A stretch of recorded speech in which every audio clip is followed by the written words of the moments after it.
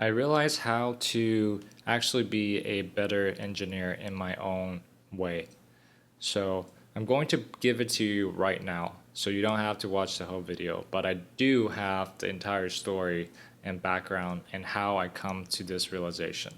So number one, deciding that when to escalating or when to solve it myself is really crucial. And there's nothing wrong with either. So second, when you're stuck, right? And you've been working on something for a while, it's okay to take a break and come back, right, in the refreshed perspective and stay focused. The next one is doing it myself and trying to get the solution, right? Trying to not give up will help me with critical thinking and how to problem solving, and also on having a better autonomy and also in performing well under pressure. And the real skill here is deciding what actually works right for you personally. Right? What is the way for you, what is ideal for you to learn and grow at a pace that is good for you and that is appropriate for you. And then, right, the AI piece. Maybe not using AI is also good.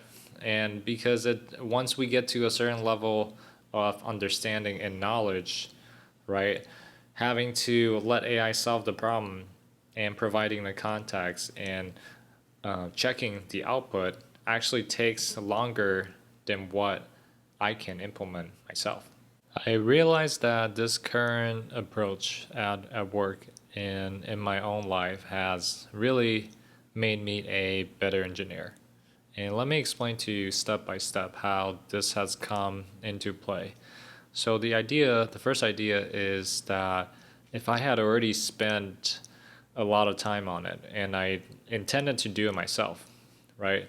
I had spent the time and energy and mental capacity, right, to invest and solve the current tasks, the current problem, the current error, right, that I'm trying to solve and make progress on. And I get stuck. Do I really do it myself and continue, or should I just escalate right away? I think the balance here is I used to think that having someone and always asking for help is good, right? As a junior developer, this is expected. But it has become a norm, or it has become the pattern has become that I'm actually able to figure it out myself if I just take a break, or if I try to be focused, or if I just spend some more time, right, looking at my notes, looking at my bookmarks, and connecting the dots myself, I'm actually able to find what it is that I need, right? Whether that's the Terraform module, or how the variable is defined, or a solution that I had previously, right? The step that I had previously, but I just didn't know how to find the solution or the link to the solution right at the moment. And if I take a break and slow down, right, I'm able to eventually get it. And if I don't, I'm still able to ask someone else and have other engineers and help me, or actually point out where the solution may be. And I think the downside of asking someone else to help or to walk through my troubleshooting is that it takes time and energy, right, to let the other person know what I've done and the solutions that I've tried. So they need to see what I need to explain them the context. Okay, that's gonna take time. Like what it is that I'm currently doing or building or trying to work on this current step, and what is the exact problem that I'm facing right now, and how does this relate to my goal, right? I need to explain the context, and I need to spend more time to let the other person know I've tried this, I've tried B, I've tried C. Here's the context. what do you recommend? So this takes some time and energy into building and letting the other person be available and be there, right? Have the knowledge. Like if it's, but this is different if somebody just has a solution and they can help guide you right away. This is kind of different. I don't think I have a specific example in my real day-to-day work, but I actually have one outside of my job. The other day, I needed to decided to build and to mount a TV in our apartment because our baby, right, it's growing and it's very active. It's fun and they're getting into things and they're climbing and they're going and reaching and rolling and just be everywhere. And I have never mounted a TV before. I got the mount, I got the drill, I watch videos, I research and look at the weight to see if the mount, right, would carry and be able to support the weight of my TV and the recommended the official size, right, at the back of my TV. And I also did not have experience working using a drill before to drill a hole in the wall and then mount things on the wall. So this has been new, and I'm actually not a very handy or hands-on person around the house. So this is a good learning experience for me. Anyways, I have the mount and I'm going through the manual, which it is not straightforward at first. Maybe it was after a long day at work. I already look at screens and solving problems at work, and I was kind of mentally drained, right? So I was, and also another part is that I actually feel a little bit of rush, and I feel stress because I see that my baby's active and this needs to be done, right? The TV needs to be mounted, and I needed to get this done so that our baby doesn't get hurt and she can play safely and she can just be right. She can just be herself. So I felt the time pressure here, and I just wanted to get it done. And in having this pressure, actually, it didn't really help me to get it done, or it didn't make me focus. It made me a little bit stress, right? It's opposite of being focused. And I decided that I was looking at all the steps, and I just kind of overwhelmed myself because I don't want to get started and then put the bolts in and set up the back of the TV and having to redo it if I didn't have some part correctly, which actually happens a lot when I build and put these DIY furniture. I didn't get it wrong. I didn't get it right the first time. So I was kind of not very focused and in doing the task. So I decided to ask my wife for help and to see, hey, this is the first step. This is the second step. The manual is showing it's quite confusing. And what do I do? And right, what should I do? I kind of just didn't spend. I mean, I guess I was pretty overwhelmed, right, in trying to build it and like not having the experience to build it. And she took a look, and actually take her quite some time, and she still wasn't. I mean, she has knowledge in building these things and DIY, and she has done a lot before, but in the context and in that moment, right, she didn't have the context to see the steps that I've done, all from following the manual, to see the first and the second and the third step, and to see the parts and the solution that I have tried. So it actually take her some more time just to load, right, or just to grab the context that I had. And I actually had to take time to explain, like, hey, this is what I thought, this is what I did.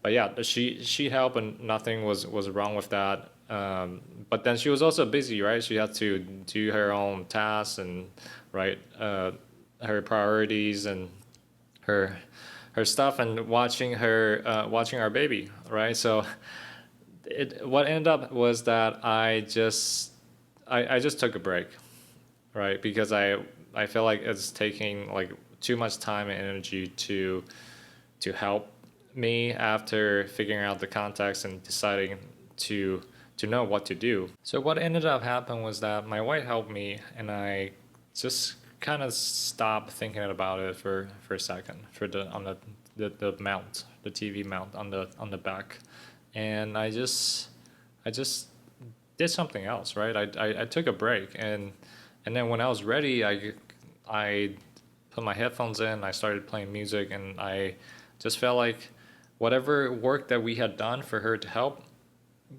we didn't go anywhere because we didn't have the time, and we spent the time to go over the context just to get back to where I was. So it's okay. And then she didn't have the time anyways. So I came back, right? I took a break. I got focused by listening to music, and I just get started by not thinking about all the subsequent and all the remaining steps that I could potentially mess up. And I just kept going, right? I took action, and I did the first step, and I did the second one, and then actually I realized, oh, wow, I the first step I was supposed to flip the mount to pointing vertically, but I didn't, right? So I didn't have to redo the whole thing, but I had to switch the face plate, right, so that all the bolts and the mount would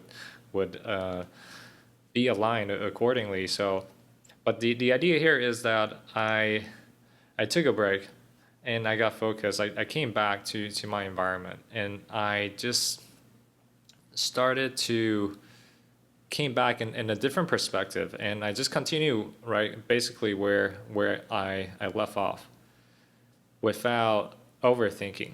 And I just started to act without thinking and stressing myself of all the different mistakes that I could have done, or that could impact, or that could delay me finishing the project, right? So this, I think applying this to my everyday job also really matters, because every day we're dealing with like lots of meetings and deadlines and shifting priorities, right?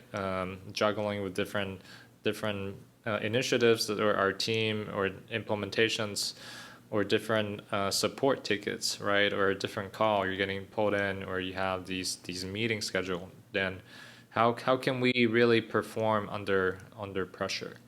And how can we do we ask, or do we spend the time, right, to keep debugging, to keep troubleshooting, and to keep looking at documentation, right, looking at the notes and see to make it work? Or we actually take a break and then come back to exactly where we left off. Another part here is actually delegating all this work and troubleshooting and the idea whenever we get stuck to AI. Because this actually, another example, yeah, it actually happened that I wanted to do some changes where I needed to add a variable EMM destination, a variable to all the alarms that I wanted to configure. And I asked Copilot to do it, and it was doing it, but it was also removing things that I didn't ask it to remove. So I ended up, well, first I had to give the context of what I needed to do, or right, what I needed to achieve. That didn't take a long time, but I believe for another issue, right, that I'm troubleshooting, I have to first give the context, and then two, I need to implement. So if I only have a limited amount of time, why can't I just do it myself, right? I get to be more autonomous if I do it myself. I get to learn troubleshooting, problem solving, critical thinking, and how to perform and under stress and pressure, right? Can I actually deliver in a time pressure for a production issue, or for a production deployment that my changes or something else is blocking, and I only have this one shot, one deployment window to deploy, and that everything just had to be had to be perfect. There's no more fixing or there's no more deployments. This is my only time because of other priorities and other releases, right? I need to make sure that this is all going to be all going to work, right? So I think if I choose to do myself more, I gain autonomy. But then I also don't have anything to lose because I always have AI for help if I get stuck. I always have other engineers, other senior engineers, or other team members I can reach out to if I need help, right? So I think this just grabbing all of this story and like my personal experience and how it kind of relates to what I do and whether to ask for help or to solve it myself and what are the steps, right? I can go through to help me be more focused and help me uh, focus on solving the situation without stressing myself. So I think I kind of learned a lot from this, just having to do this after work, and yeah, I hope this helps you. And yeah, I'm excited to hear what has made you a really good engineer.